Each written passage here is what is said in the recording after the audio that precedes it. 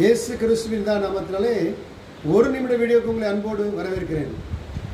ஏசாயா 29 சொல்லப்பட்டது போல 17 இன்னும் கொஞ்சம் காலத்தில் லீபனோன் செழிப்பான வயல்வெளியாய் மாறுமா. இன்னும் கொஞ்சம் காலத்தில் கர்த்தருடைய ஆவியான சொல்லி இன்னும் கொஞ்சம் காலத்தில் உடைய தரித்திரம் எல்லாம் மாறும். இன்னும் கொஞ்சம் காலத்தில் உடைய வியாதி எல்லாம் மாறும். இன்னும் கொஞ்சம் காலத்தில் உடைய பலவீனம் எல்லாம் மாறும். எஸ், உங்கள் லீபனோன் செழிப்பான வயல்வெளியாக எனப்படும்.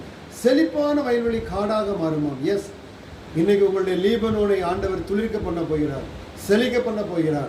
உங்கள் எல்கைக்குள்ள ஒரு சுகம் உண்டாக போகிறது, உங்கள் எல்கைக்குள்ள ஒரு வளர்ச்சி உண்டாக போகிறது, உங்கள் எல்கைக்குள்ள ஒரு மாற்றம் உண்டாக போகிறது. அதனால நீங்க என்ன செய்வீங்களா? சிறுமைப்பட்டவர்கள் தேவனுக்குள் கலிகூர்ந்து, சிறுமையும் எளிமையுமானவர்கள் கர்த்தருக்குள் மகிழ்ந்து கலிகூறுவார்கள். எஸ், நாம் மகிழ்ந்து கலிகூறும்படியான காரியத்தை கர்த்தர் செய்ய போகிறார். நம்முடைய வாழ்க்கையில் உள்ள தரித்திரங்கள் மறைய போகிறது. நம்முடைய லீபனோன் செழிப்பான வயல்வெளியாக மாறப் போகிறது.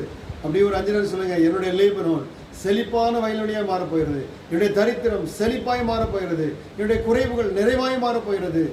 யாருக்கு ஐயா? யாரெல்லாம் அவரை தேடுகிறார்களோ, யாரெல்லாம் அவர் மீது நம்பிக்கை வைத்திருக்கிறார்களோ, யாரெல்லாம் அவர் மீது விசுவாசம் வைத்திருக்கிறார்களோ, அவருடைய வாழ்க்கையில் கர்த்தர் இந்த காரியத்தை செய்ய போகிறார்.